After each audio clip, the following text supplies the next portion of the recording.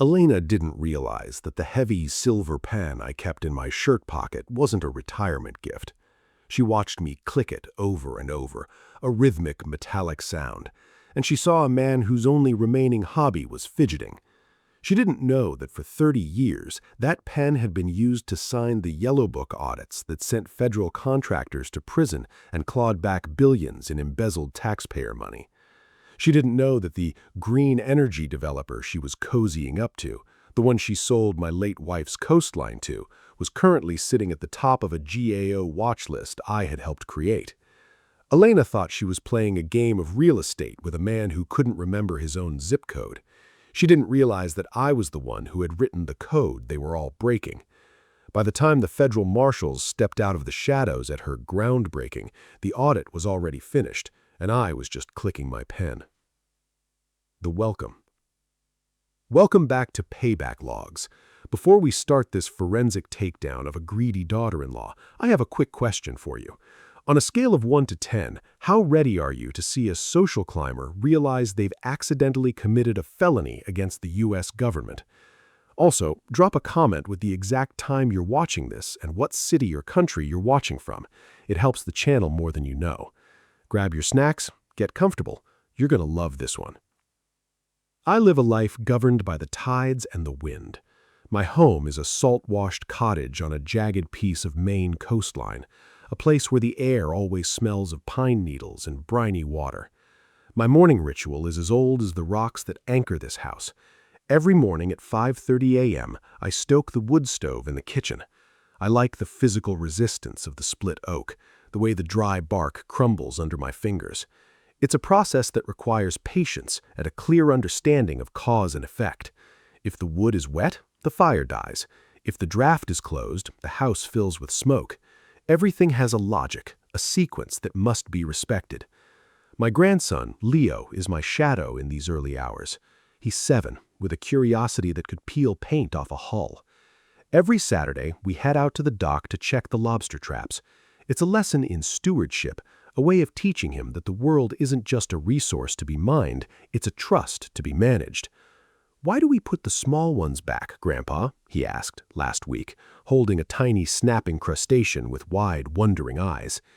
"Because, Leo, if you take everything today, there's nothing left for tomorrow," I told him, helping him slide the lobster back into the cold Atlantic. A man who doesn't respect the cycle is a man who ends up hungry. Always keep your books balanced with nature, or she'll come to collect the debt. The first crack in my world appeared that afternoon. My daughter-in-law, Elena, arrived in a white luxury SUV that looked entirely out of place against the gray Maine granite and the mud of my driveway. Elena is a woman who treats life like a series of high-stakes negotiations. She wears silk scarves in the wind and talks about sustainability while leaving a trail of plastic waste in her wake. She's married to my son, a good man, who she slowly managed to turn into a passenger in his own life. She came into my kitchen, her heels clicking aggressively on the old wide plank pine floors, and she didn't even wait for me to offer her tea. She sat at the scarred oak table where Margaret and I had eaten every meal for 40 years, and she spread out a series of glossy architectural renderings. "Arthur, we have incredible news," she said, her eyes bright with a hungry artificial excitement. "We've been in talks with EcoPulse Dynamics. They're a leader in renewable offshore energy. They want to turn this coastline, including the bluff, into a premier research hub and a tidal energy array. They've made an offer that is, frankly, life-changing. We're talking millions, Arthur."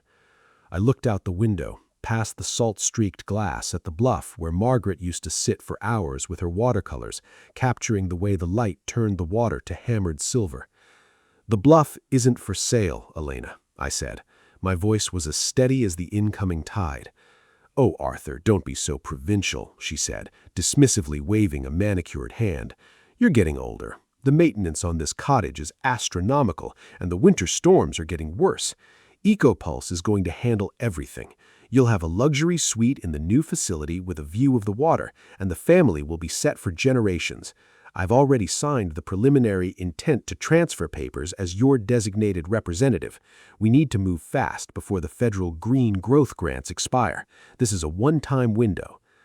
I felt a cold, familiar stillness settle in my chest. It wasn't anger. Anger is an emotion for people who don't have a plan. This was the quiet diagnostic dread of an auditor who had just spotted up material weakness in a massive financial statement. "Federal grants?" I asked softly, clicking my silver pen once in my pocket. "Billions of subsidies," she whispered, leaning in as if she were sharing a state secret.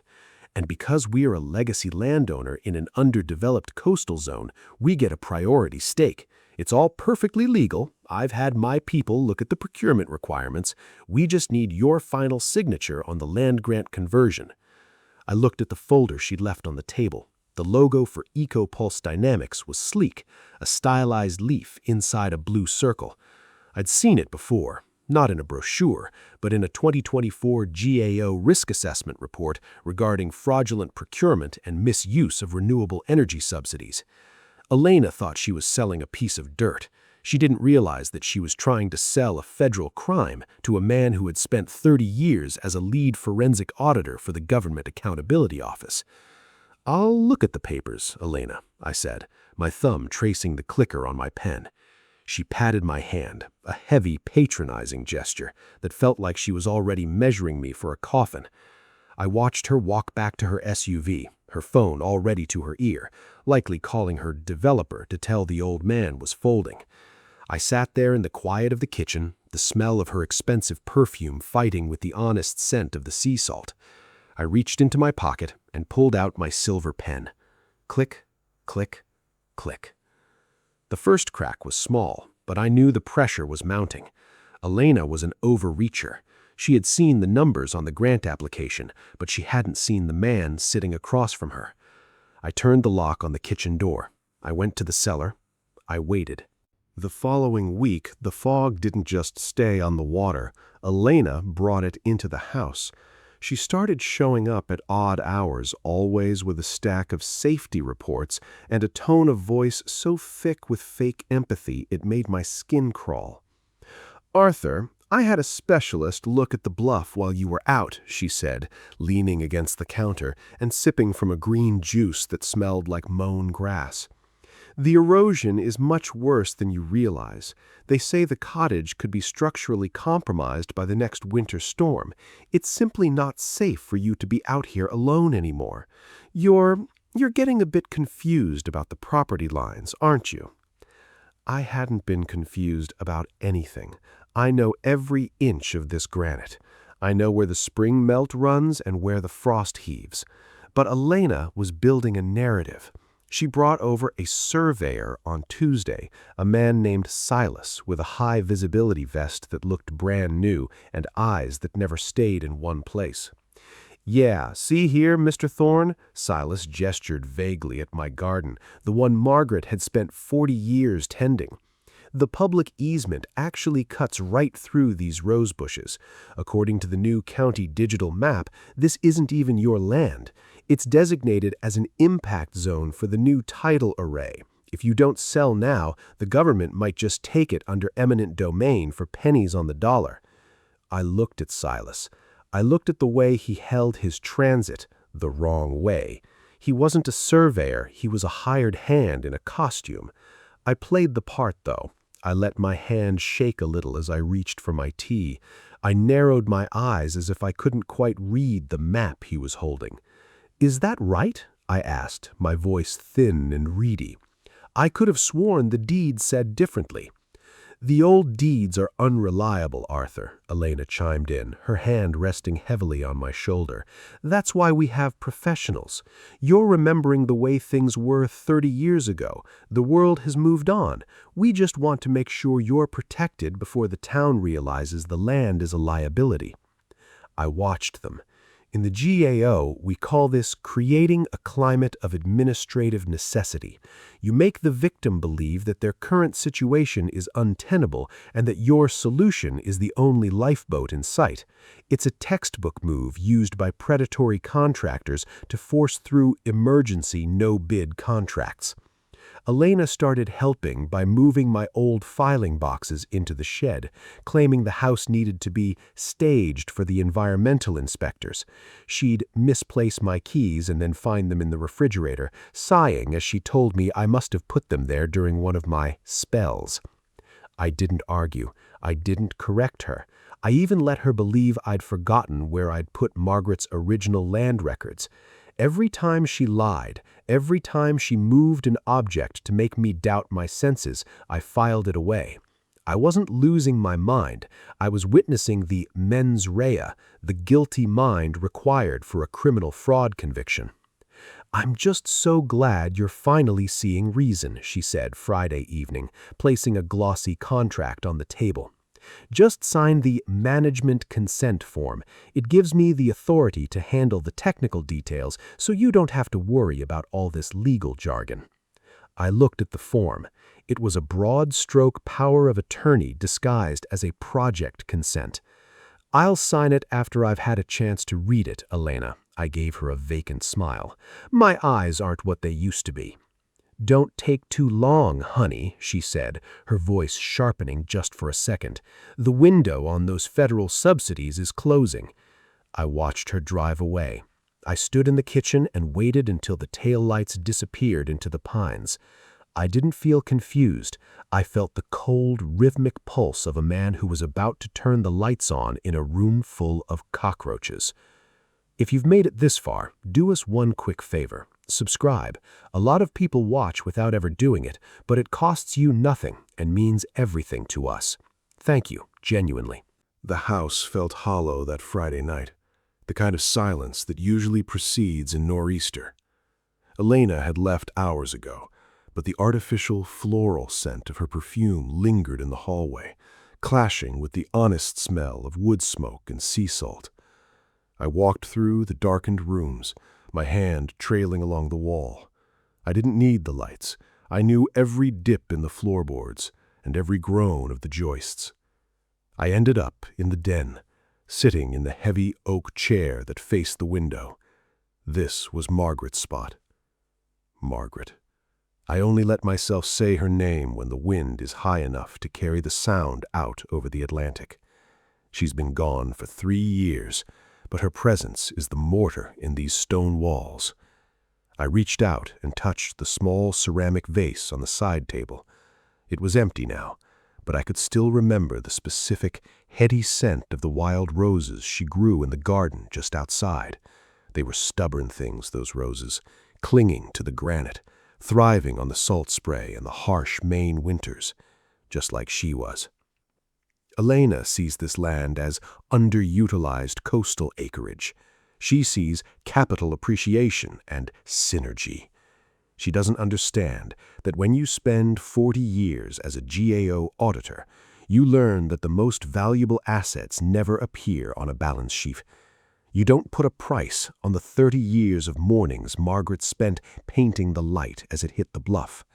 You don't liquidate the sound of her humming while she deadheaded the hydrangeas. I stood up and went to the bookshelf. Elena had already organized it, lining up the books by color like they were props in a furniture showroom.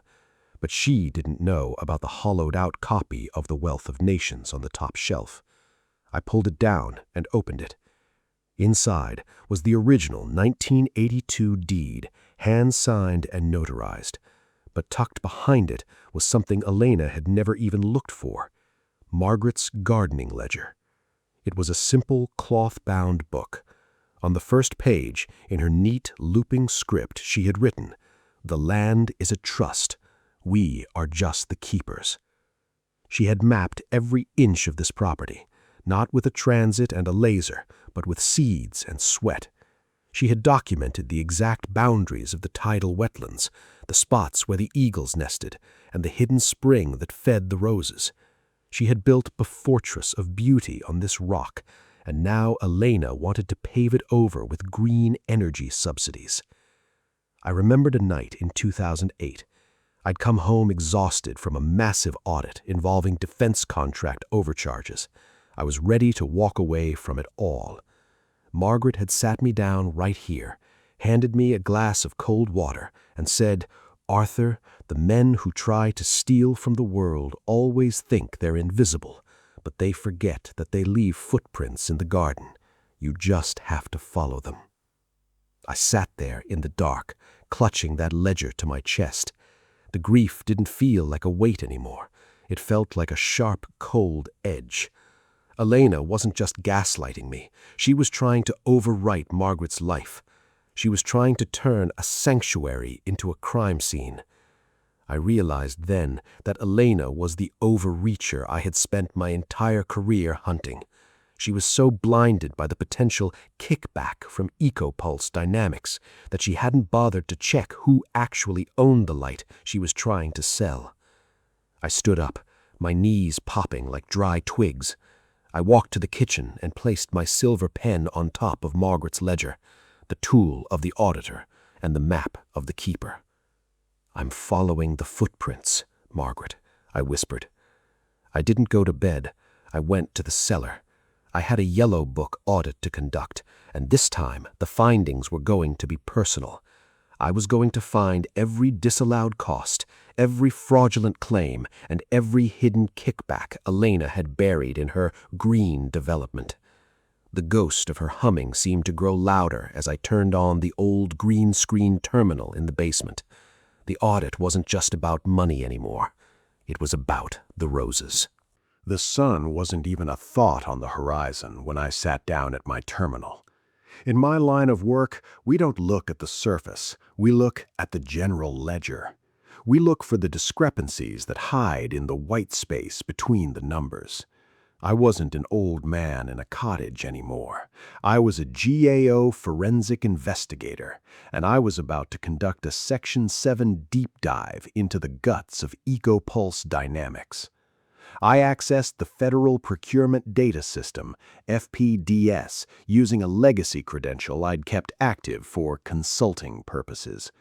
I started by pulling the grant applications for the main tidal array project. It didn't take long to find the rot. EcoPulse Dynamics wasn't a green energy company. It was a special purpose vehicle, a shell company created 18 months ago with a registered address in a strip mall in Delaware. Its board of directors consisted of 3 names I recognized from a 2018 debarment list, men who had specialized in consulting fees for failed infrastructure projects in the Midwest. Then I looked at the schedule of expenditures of federal awards, CFA. Elena wasn't just a representative. She had set up a private LLC called Coastal Heritage Solutions. Every dollar of the feasibility grant paid out to EcoPulse was being kicked back to her LLC as site consultation fees. In the GAO, we call this defective pricing and conflict of interest. She was using federal taxpayer dollars to pay herself for the privilege of stealing my land. But I went deeper. I used a forensic accounting tool to trace the earnest money she claimed the developer had put in escrow. It wasn't there. Instead, I found a series of layered wire transfers. Elena had been moving my own small savings, the ones she'd gained access to through that management consent form, to create a proof of funds for the developer. She was using my money to grease the wheels of the machine that was going to crush me. I documented everything. Disallowed costs, $450,000 in marketing that went straight to Elena's personal offshore account. False claims. The environmental report she showed me was a total fabrication, using data stolen from a project in Scotland. Interstate wire fraud, the movement of my savings across state lines to facilitate the grant application. I printed the findings on my old dot matrix printer. The sound was a rhythmic mechanical scream in the quiet cellar. Zip, zip, zip. To a layman, it's just noise. To an auditor, it's the sound of a prison door closing. I sat back, the green light of the monitor reflecting in my glasses. Elena thought she was playing a game of sustainability. She didn't realize that in the federal government, green doesn't stand for the environment, it stands for the money. And when you steal it, the GAO doesn't just send a letter, we send a reckoning. I thought I'd seen the worst of it until Saturday morning. Leo was sitting on the dock, his legs dangling over the water, looking at a glossy brochure for an elite private academy in Switzerland. "Grandpa," he said, his voice small, "Mommy says I have to go away soon. She says the Coastal Project is paying for my whole education. She said my college fund was rebalanced for my future." I felt a coldness in my marrow that had nothing to do with the main wind. I went back to the terminal. I accessed Leo's 529 college savings plan, the one Margaret and I had started the day he was born. We had put every extra cent into that account, every tax refund, every birthday check. It was meant to be his freedom. The balance was $12.42. Elena hadn't just rebalanced it. She had used Leo's entire future as collateral for a high-interest bridge loan to keep EcoPulse Dynamics afloat while they waited for the federal grant to clear. She had gambled her son's life on a fraud that was already failing. She had looked at her child and seen a financing instrument. In federal law, this is more than just a family dispute. It's aggravated identity theft and breach of fiduciary duty. By using a minor's social security number to secure a business loan for a shell company, she had crossed a line that no amount of consulting fees could ever fix.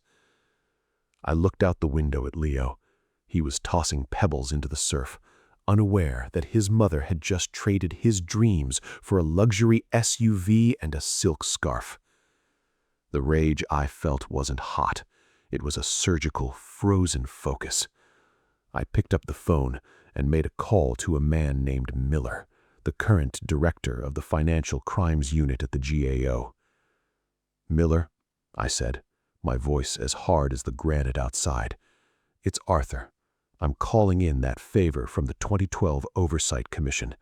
I've got a yellow book violation involving a Tier 1 green energy grant. It involves a minor's trust and a debarred contractor. I need a stop work order and an emergency oversight audit triggered. And Miller, I want to be the one to serve the notice." "Arthur, we heard you were retired." "I am," I said, looking at the silver pen on the desk. "But I'm still a keeper of the trust. Get the papers ready. I'm bringing them to the groundbreaking on Tuesday." I hung up. I walked out to the dock and sat next to Leo. I put my arm around him. "You're not going to Switzerland, Leo, and your rebalancing is about to be corrected. Do you know what happens when someone steals from the lighthouse?" "What, Grandpa?" "The lights go out, and they find themselves lost at sea." If you've been listening for a while and want stories like this to keep coming, it really helps if you hit that like button and subscribe. It's what keeps this whole thing running. Thank you, for real. The trap I constructed for Elena and the EcoPulse developers was a masterclass in regulatory deadfall. In the GAO, we don't just catch people in the act, we create a certification event where they are forced to swear to their lies under penalty of federal perjury. I needed them to commit to the fraud on the record in a way that made the False Claims Act, the Lincoln Law, impossible to dodge. I didn't stop the groundbreaking. Instead, I called Elena on Sunday morning. I made sure my voice sounded shaky, a bit breathless, the sound of a man who had finally surrendered to the weight of his own obsolescence. "Elena," I said, letting the phone rattle slightly against the counter, "I've been thinking about what you said, about the safety of the bluff. I found some old environmental surveys Margaret kept in the cellar from the late 80s. They show some tidal flow data I didn't understand. I want you to have them for the grant expansion. If it helps Leo, I want to help." I heard the sharp, greedy intake of breath on the other end. To an overreacher like Elena, grant expansion is the ultimate lure. It's the difference between a local scam and a federal windfall. "Arthur, that's wonderful. I knew you'd see the light," she chirped, her voice dripping with artificial relief. What kind of surveys? They're deep water flow charts, I said. They suggest the energy potential is nearly double what EcoPulse estimated.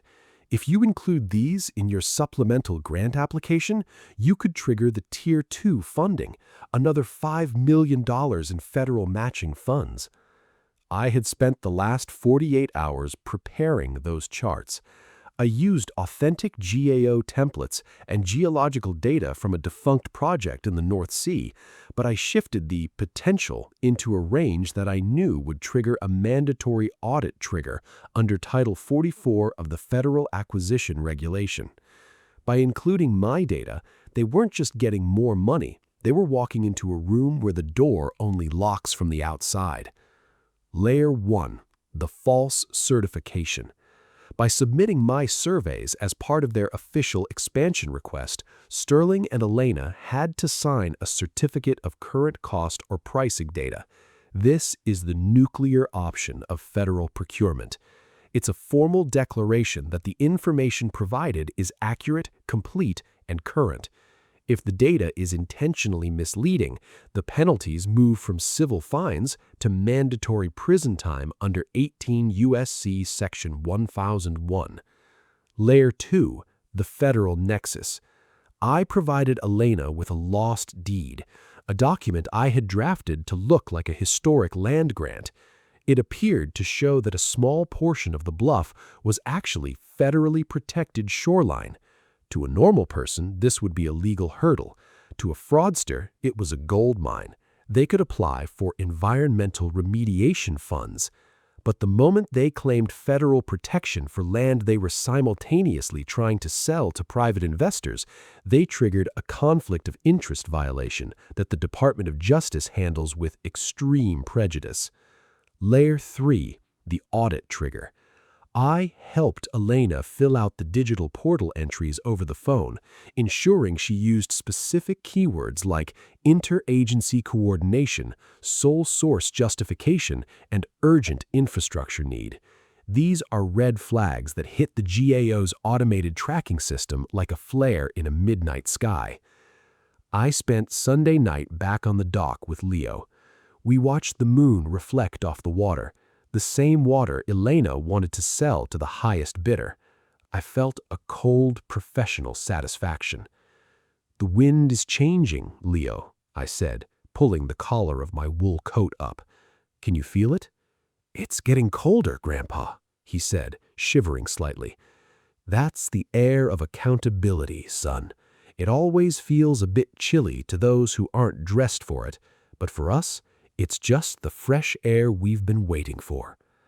I went back inside and packed my briefcase, not with watercolors or gardening tools, but with the final audit findings, the original debarment lists, and a digital recording of Elena's phone calls. Elena thought she was breaking ground on a new empire. She didn't realize she was just digging a hole big enough to bury her entire career, and she was doing it with a shovel I had handed her. The morning of the groundbreaking was a masterclass in the kind of high-stakes vanity that precedes a federal indictment. A massive yellow circus tent had been erected on the edge of the bluff, its synthetic fabric snapping violently in the main wind, clashing with the ancient granite and the wild roses Margaret had spent her life tending. Elena was in her element. She moved through the crowd of local politicians, news crews, and private investors with a predatory grace. She was wearing a white hard hat that was clearly a prop, spotless and shining, and a silk scarf that fluttered like a victory flag. Beside her stood Sterling, the CEO of EcoPulse, a man who smelled of expensive gin and desperate lies. "Today, we don't just break ground," Elena's voice boomed through the speakers, distorted by the salt air. "We break the chains of the past. We turn this stagnant coastline into a beacon of the future. This project, backed by a multi-million-dollar green growth grant, will bring jobs and prestige to this town, and most importantly, it honors the legacy of my family." She looked directly at me, sitting in the front row with my battered leather briefcase resting on my knees. She gave me a wink, a final patronizing thank you for being the silent, senile old man she'd successfully outmaneuvered. "And now," Sterling boomed, stepping to the edge of the ceremonial dirt pile, "I'd like to invite our lead consultant, Elena Thorne, to turn the first shovel of earth. Elena, if you please." Elena stepped forward, her hand reaching for the gold-plated shovel. This was the moment she had worked for, the moment the kickback would become real. But before her fingers could touch the handle, I stood up. I didn't yell. I've spent 30 years speaking in congressional hearing rooms where a whisper carries more weight than a scream. My voice cut through the sound of the waves like a foghorn. "I have a point of order," I said. The crowd went silent. The news cameraman, sensing a shift in the tectonic plates of the event, pivoted the lens away from the gold shovel and straight onto me. "Arthur, honey, not now," Elena laughed, a sharp, brittle sound. "We'll have a Q&A session during the reception." "We'll have the final audit findings now, Elena," I said, walking toward the stage. I wasn't alone. 3 men in charcoal gray suits, my former colleagues from the GAO's Office of Special Investigations, stepped out from the back of the tent. One of them was Miller. He didn't have a shovel. He had a federal badge clipped to his belt and a notice of suspension and debarment in his hand. "I am Arthur Thorne," I told the cameras, standing at the foot of the stage. "I am a retired lead forensic auditor for the Government Accountability Office, and I am here to formally contest the certification of the main tidal array project." "What is this?" Sterling hissed, his tan turning a sickly shade of gray. "This is a private ceremony. Get this man out of here." "This is a federal crime scene, Sterling," I said, pulling the blue-bound report from my briefcase and slamming it onto the podium. The sound was like a gavel. "I've spent the last 72 hours conducting a forensic reconstruction of your grant applications. I've documented $1.2 million in disallowed costs, 4 counts of false certification, and a systematic kickback scheme involving Coastal Heritage Solutions, a shell company owned by my daughter-in-law." The silence that followed was absolute. Even the gulls seemed to stop screaming. "Arthur, you're confused," Elena whispered, her face turning the color of the white lilies on the catering table. "The project is vetted. The environmental survey you gave me proved the potential." "The environmental survey I gave you on Sunday?" I asked, my voice dropping to a low, surgical hum. "That was a forensic honeypot, Elena. The data was tagged with an encrypted digital signature from a defunct 2014 project in the North Sea. The moment you uploaded it to the federal portal to claim that extra $5 million in Tier 2 funding, you certified a federal lie. You signed the Certificate of Current Cost or Pricing Data. Under 18 U.S.C. Section 1001, that is a felony with a mandatory minimum of 5 years each." Elena's hand began to shake. The gold-plated shovel slipped from her grip and fell onto the granite with a hollow, pathetic clink. "I did this for the family," she stammered, looking at the news camera as it zoomed in on her trembling lips. "For Leo. You stole $112,000 from Leo's 529 college fund to pay for the bridge loan on this fraud, Elena. You didn't do it for him. You did it for the SUV. You did it for the consulting fees. You did it because you thought the old man was too slow to notice you were picking his pockets while you told him it was for his own good." Miller stepped forward and handed a thick stack of papers to the mayor, who was already trying to hide behind a floral arrangement. "Mr. Mayor, the federal grants for this project have been frozen and clawed back under the False Claims Act. This site is now under a judicial seizure order for environmental preservation. Clear the area." The investors didn't wait for a second invitation. They scrambled for their luxury cars, leaving a cloud of dust and shame behind them. The news crew, realizing they had a much bigger story than a groundbreaking, stayed put, capturing every second of Elena's public unraveling. Sterling tried to bolt toward the parking lot, but the two marshals waiting at the exit were faster. They didn't use gold shovels, they used steel handcuffs. Elena just stood there in the center of the stage, the white hard hat falling off her head and rolling toward the edge of the bluff. She looked small. She looked exactly like what she was, a debtor in a room full of auditors. "The roses stay, Elena," I said, walking past her toward the water. "The bluff stays, and the money, every cent you stole from my grandson and the taxpayers, is being clawed back today." I walked down the wooden stairs to the dock where Leo was waiting. I didn't look back at the tent. I didn't need to. I could hear the rhythmic, steady clicking of my silver pen in my pocket as I walked. Click, click, click. It's been 6 months since the yellow tent was hauled away, and the only thing breaking ground on the bluff these days is the new growth of Margaret's wild roses.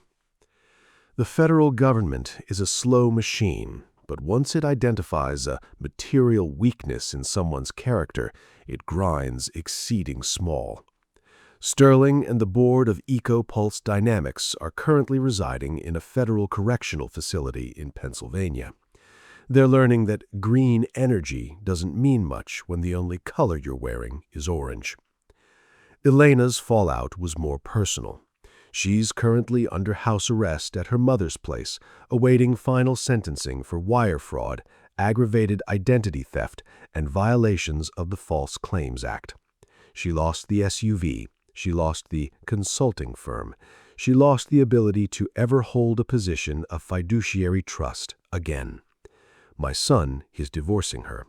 He's a good man who finally woke up to the fact that he was married to a balance sheet that never added up. The coastal property didn't just stay in my name. I worked with the state to place it into a perpetual conservation trust. It's legally designated as the Margaret Thorne Sanctuary. No one can ever pave it, leverage it, or turn it into a line item for a shell company again. The eagles have their nesting ground back, and the town has its coastline. As for the $112,000 Elena siphoned from Leo's college fund, the GAO doesn't just catch thieves, we claw back assets. Through a civil forfeiture action, the federal government seized Elena's offshore consulting fees and Sterling's hidden accounts. Every cent was returned to Leo's 529 plan with interest. He's back at his school here in Maine, and he's already talking about becoming a marine biologist. I'm sitting at the kitchen table now. The morning light is hitting the salt-streaked windows, and the house smells of pine and wood smoke. I've got my manual coffee grinder out. 92 rotations. The resistance of the beans feels honest today. It's a physical reminder that some things in this world are supposed to be difficult, that frictionless usually means someone is being cheated. I take a sip of the coffee.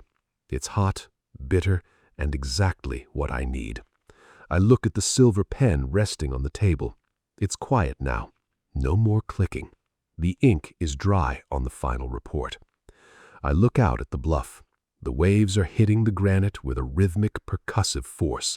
It sounds like a heart beating. It sounds like the truth. The land is safe.